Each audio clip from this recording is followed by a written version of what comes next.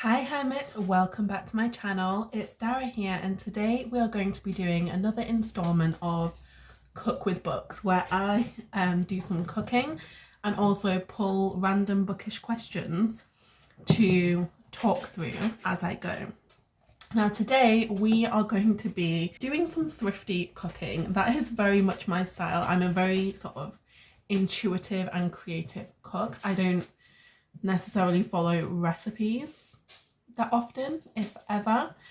And today we are at that time of the week / month where the fridge is pretty bare. Like, I have a few things that need using up, but I don't have a ton of things to choose from. So what I'm going to be doing today is making a curry, because I have some chicken thighs that really need using today and a couple of other bits and pieces that are getting past their best. So ingredients wise, I have like a tub of chicken thighs. I have like half a tin of coconut milk to use, half a thing of passata that needs using up, half an onion, a pepper, a tin of chickpeas, garlic, chili, ginger, and then I will probably also bulk it out with some frozen cauliflower. So that those are the main ingredients. Obviously there will be spices too, but I'll probably talk you through those as we go. Now let's get started. So I'm going to be starting this little extravaganza by chopping my onions and grating my garlic and ginger. This is always the first job that I do, because you obviously want to put those in the pan when the spices are hot and like ready and sizzling. And if you put the spices in first and then do your chopping, 9 times out of 10 your spices will burn, and that makes a dark, disgusting curry. So pro tip for you from a exceedingly not pro. What book death hit you the hardest? Oh, we are going in strong. This is a tricky one because I really hate giving spoilers. I really hate giving spoilers. But obviously the question demands it. So what I am going to suggest that you do is, if you want to make sure that no book death is ever getting spoiled, you're going to want to skip this question. But let me think. So I think the book deaths that hit me the hardest are things that I really don't see coming. I remember the first book death that I ever came into contact with was when I was about 11 or 12. And I was reading a book called Chinese Cinderella, which is actually a true story. It's a memoir. I can't remember the author off the top of my head, but it's her story of growing up as a young girl in China, and she lives with her father and her father's new wife and their children, and she is very much treated like the Cinderella of the story. She's considered to be a lower class citizen. She doesn't really have like the love or companionship or affection, not from her parents, not from her siblings, not really from anybody. And at some point in the story, this guy gives all of the children in the house a little pet duck. So they have this duckling, and she loves this duck. Like, this duck is her best friend. It's her only friend. It is the only person that seems to, or the only creature that seems to return her love and is there for her. It's the only person she has to talk to. And long story short, this duck gets killed by a dog. And when that happened, I was devastated. I was absolutely devastated. I sat there sobbing. I was sobbing. My mum had to bribe me to stop crying with a new Babysitter's Club book, because bribe isn't the right word. Like, it was a distraction technique. She wasn't so much for the emotional support. It was more like bribe, distract. But it was like even thinking about it now, when I see a duckling, whether even if it's like a meme on Facebook, I think of that book. And I've picked that one because I feel like it's not something that any of you will probably be motivated to read, I'm expecting. So it's not really spoiling anything for you. But even talking about it, that was such an emotional time. And then there have definitely been other deaths that have really shaken me. I think in fiction it is very different, because for the most part in fiction, a death serves a purpose. So big picture wise, I can usually sort of forgive that it happened, even if it really does get to me in the moment. Okay, I have my spices together now, so let's pull another question while I fry those off. Favourite biography? Oh, okay. So obviously by biography, we are talking true life story written by someone other than the subject. So,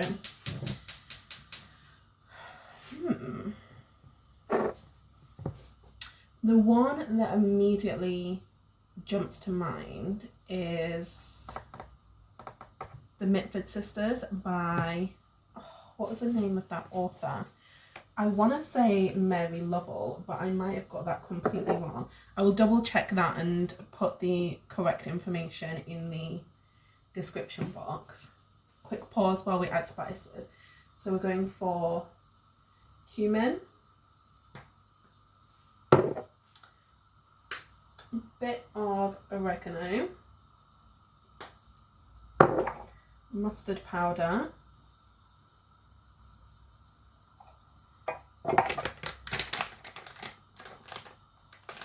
turmeric,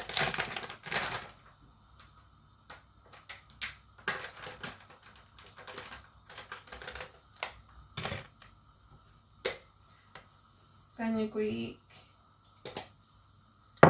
coriander,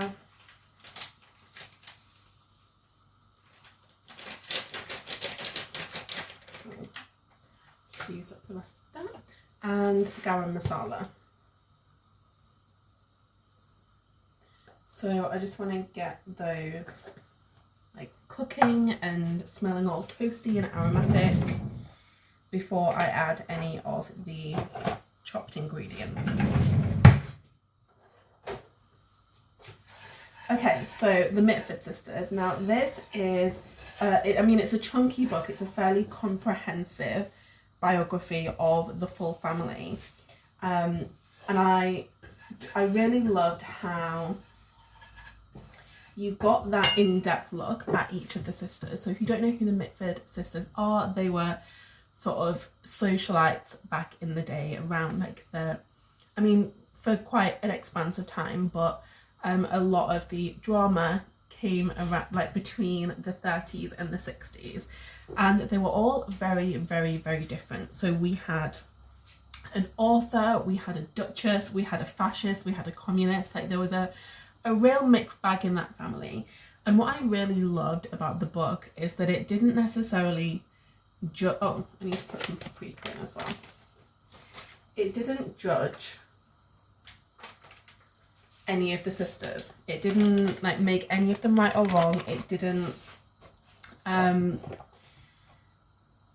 that bias that you would usually expect. Like usually you expect them to be like, oh, the fascist one was the bad one, and like sometimes even the communist was a bad one, and blah blah blah blah blah. But it wasn't like that at all. It was very much analysing who they were as people, their relationship, the impact that their like friends and society had on them, the impact of world events that were taking place, and why each sister sort of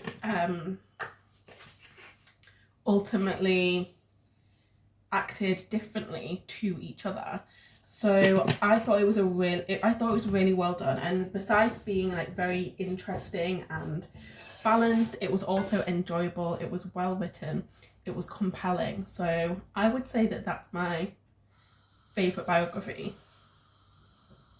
I mean, I have some other contenders that are fairly up there, but the immediate one that came to head was the Mitford Sisters.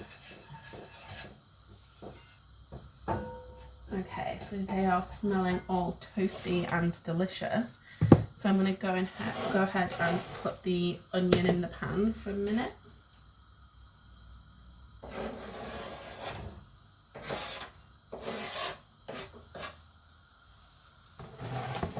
And once they've had a sec to just get coated in the spices and start cooking a smidge, then I will put the garlic and the ginger in. I never put them all in at the same time just because garlic cooks a lot quicker than onion and you'll end up with burnt garlic. I'm really sorry if I'm being condescending with my cooking tips. Like, these are obviously like really basic things, but I think I mentioned it in the first installment. I do fancy myself a little bit of a Nigella, so sometimes I do just narrate what I'm doing while I'm doing it. Or maybe it's really helpful if you are not too confident in the kitchen. Maybe you like hearing why certain choices are made. Smelling great. Okay, so I'm going to pop in the garlic and the ginger and just turn the heat down low, because like I said, garlic can burn really, really quickly, and it only takes a couple of seconds to send it to the other side, and then it really does like impact the rest of your meal. You can't get away from that taste of burnt garlic. So while those are just toasting away, I am gonna chop up the pepper and also the chili.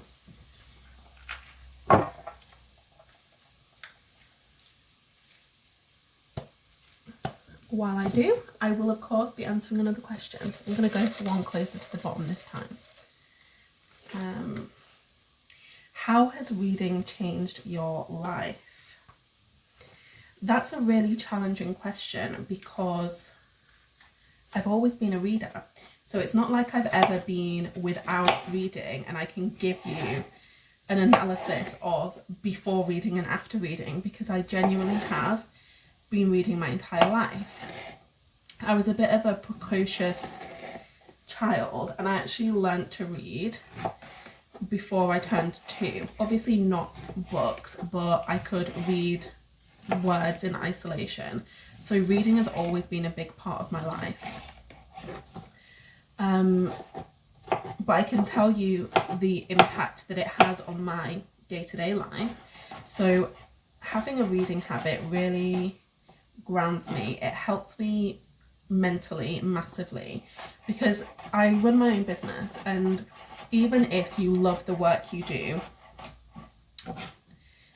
it can feel very stressful at times. Like, it can feel like there's a lot riding on you, like there are so many decisions that have to be made, and if you don't make the right one, then like your well-being, your security is going to be heavily impacted. And having a form of escape really stops that from being so overwhelming.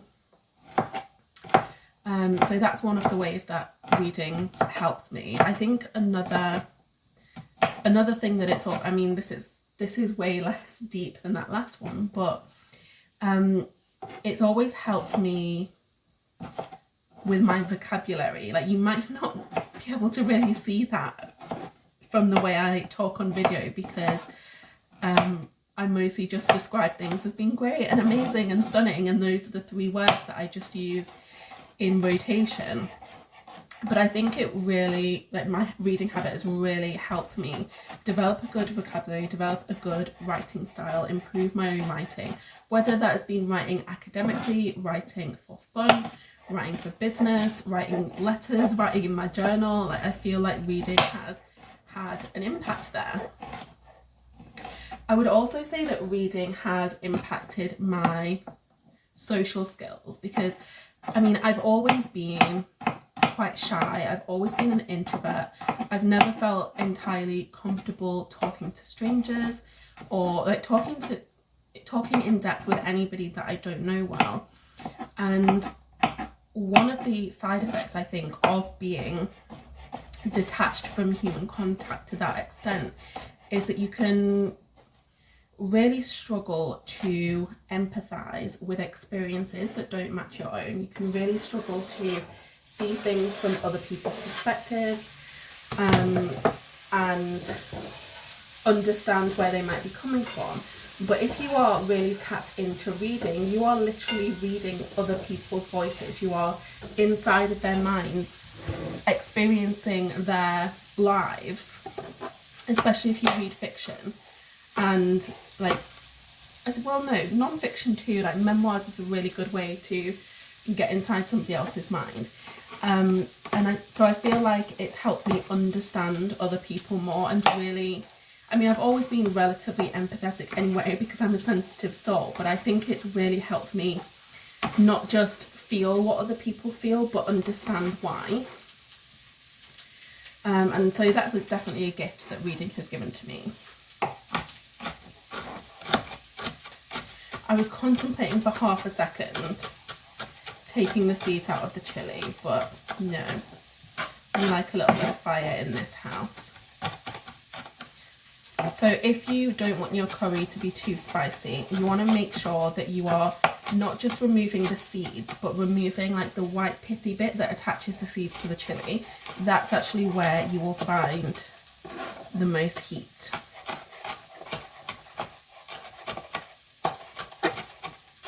What can I say? Every day's a school day.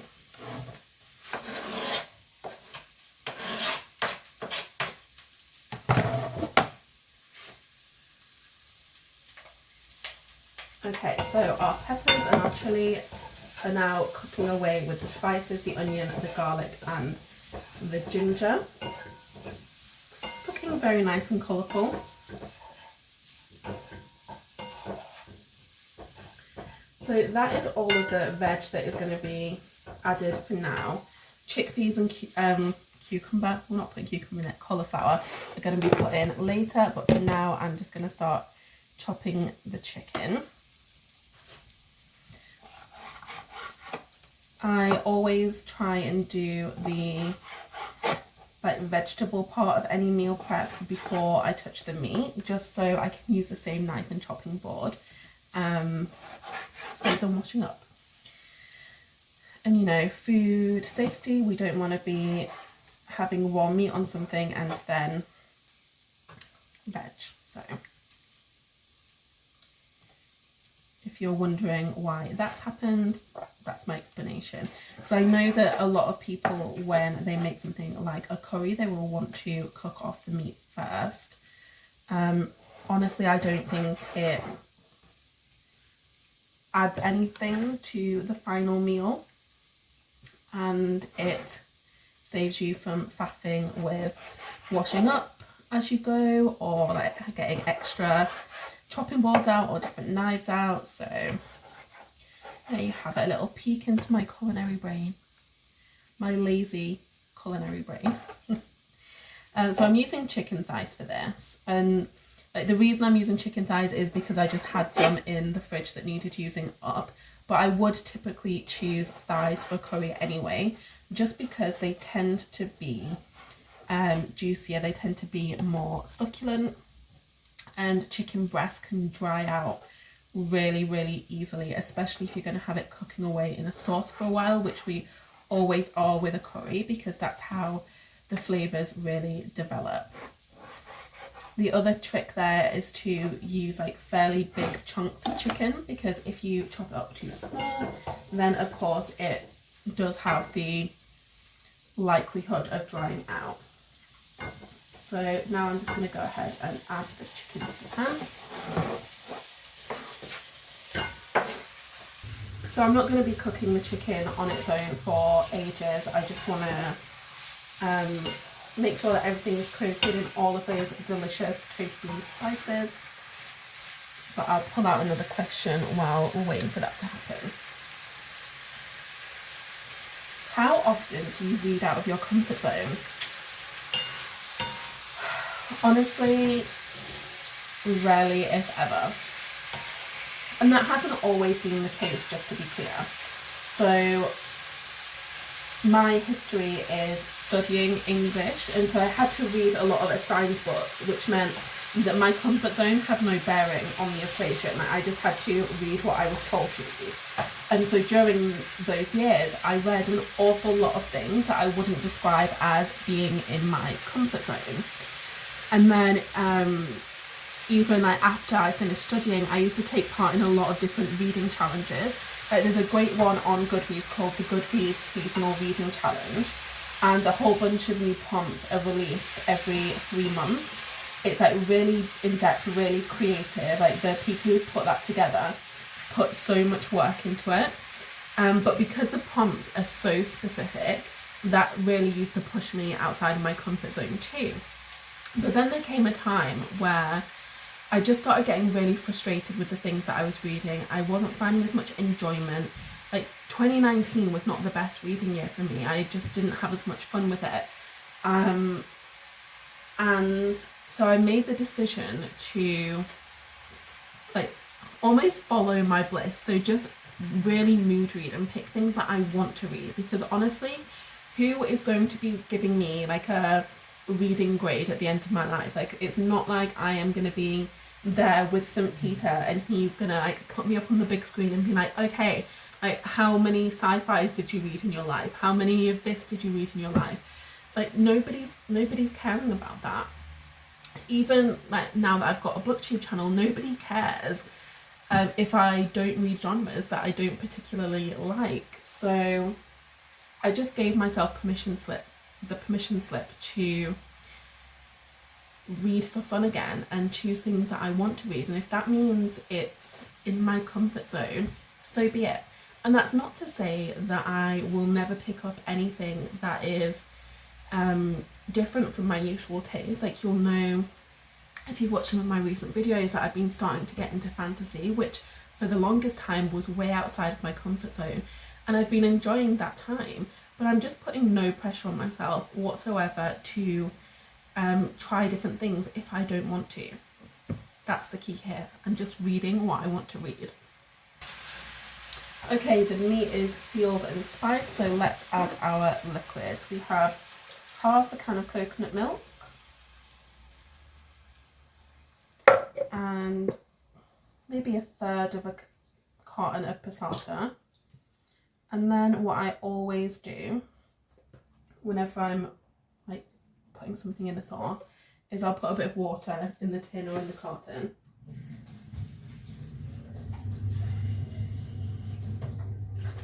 And just give it a swill out, because we want a decent amount of liquid in here, so that all of the vegetables and the chicken cook. Like, we want our ingredients to be covered in liquid, and it'll boil down to create like a really thick, unctuous sauce.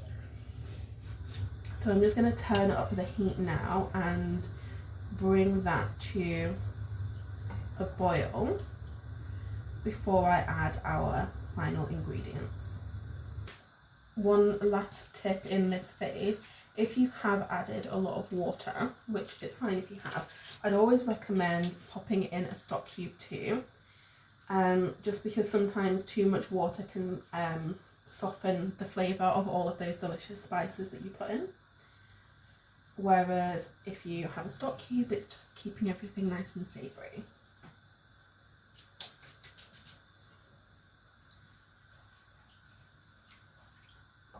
That smells so good. Okay, while that is coming to the boil, I will pull another question out. What's your favourite book that features romance? Oh my god. How do I even begin to answer that question?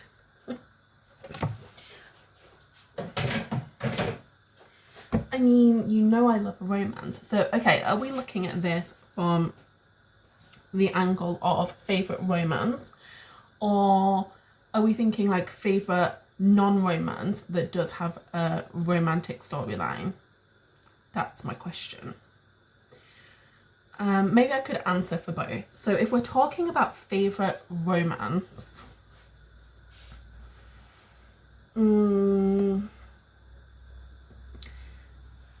I'm torn between a few. So I absolutely adored the Grip trilogy by Kennedy Ryan. I've talked about it endlessly already this year, but I read it earlier in the year and absolutely loved it. Loved it. And then last year I also discovered Marianne Zapata, really enjoyed some of her books. So I loved From Luke Off With Love, and I also loved Wait For It, which I read back in January. So those are probably my favourite romances, like that, those books right there. Also, oh, okay, another Kennedy Ryan one just came to mind. Long Shot by Kennedy Ryan. So that's the first book in the Hoop series, which is like interconnected standalone romances. And that was brilliant too, but that one does tackle some really hard topics, so do check trigger warnings. Those are my favourite romances, I would say, at this point. Favourite, like, non-romances with a romance in them, I would have to say definitely An Almond for a Parrot. Nobody's ever heard of this book, but it is my favourite book of all time. So it's written by Sally Gardner as Ray Delaney, and I am obsessed. It is stunning. So it is set in, I want to say, Victorian England, and it's about a young girl who like she's growing up in a home that isn't the most loving. So her dad is a big gambler, and he really like just doesn't value her at all. But to get out of some of his debts, he marries her off when she's really, like, she's something like 12 or 13, and that was legal back in those days. Like, you could make your child marry someone at that younger age. And so she has to live her life knowing that she's married to someone, but she doesn't know who this person is. So the wedding takes place, and then and she's being drugged, he's wearing some kind of mask, they don't know who each other are. And so like that happens when they're really young, and then they are separated. And then she has to live her life knowing that she's never gonna have that escape. She's never gonna be able to like go and get married and leave her father's house. But then one day something happens and she ends up leaving, and she goes to like a high-end brothel, and she starts working there and being trained there. And she has, like, it's not just one love story, she has multiple love stories in this book. One with a woman, one with a man, and both of them are just handled beautifully. Really enjoyed it. I have to, like, I feel like I have to try and mention this book in every single video just so I can get more people reading it, because it's phenomenal. It really is.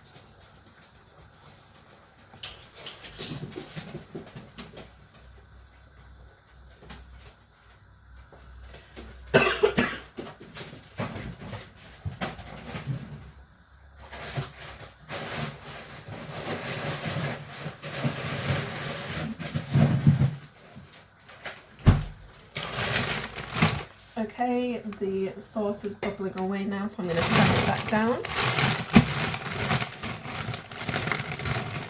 And add some frozen cauliflower.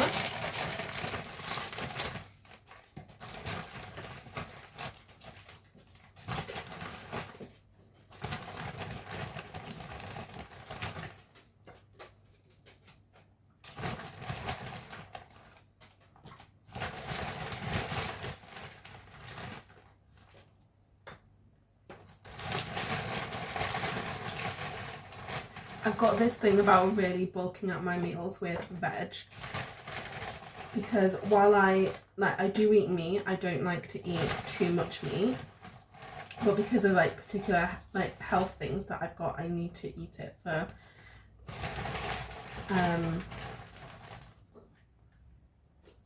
but because of like particular health issues that I've got, I can't cut out meat or dairy completely. So this is going to be a cauliflower curry with a bit of chicken in. So again, I'm just gonna like turn that up and bring it back to the boil.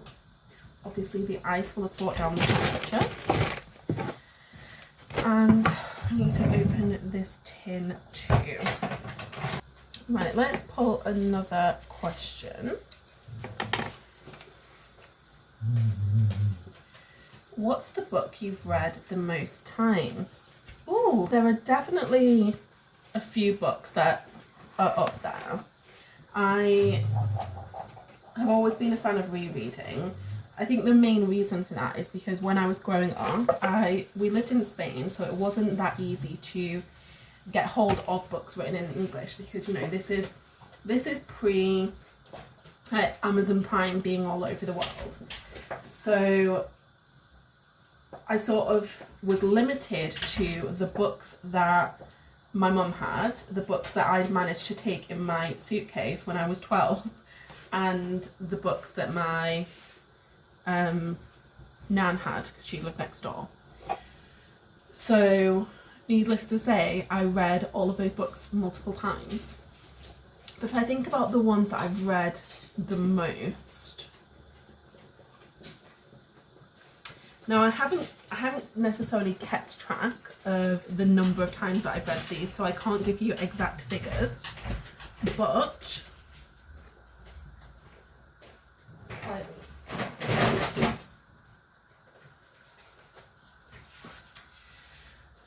I've read Summer Sisters by Judy Blume countless times. Love that book, love it.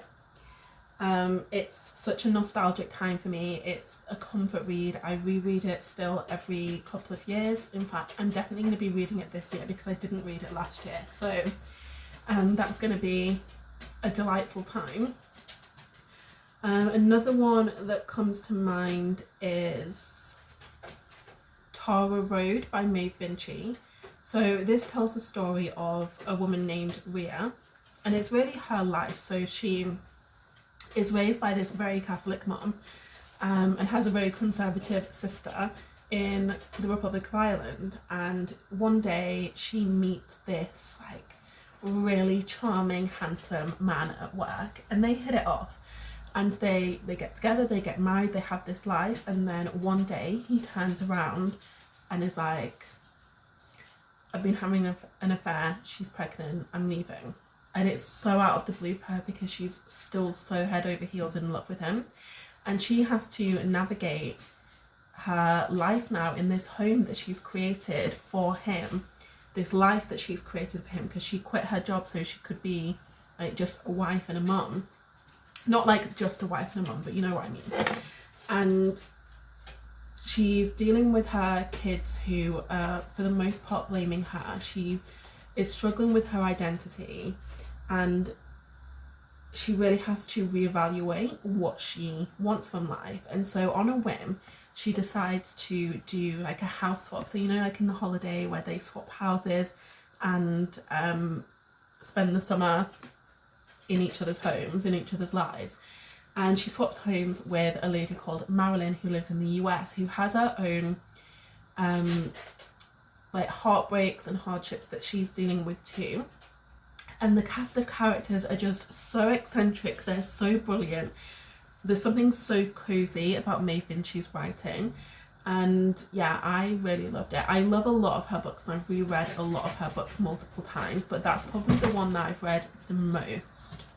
Okay, so I think that brings us to the end of our cooking time today. I just need to leave this simmering for about 25 minutes, and then it should be ready and delicious and perfect to feed me throughout the week ahead.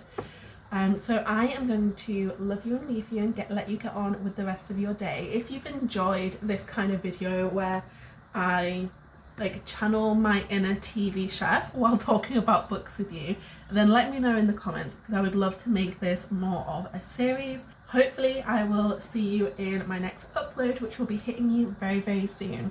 Bye for now.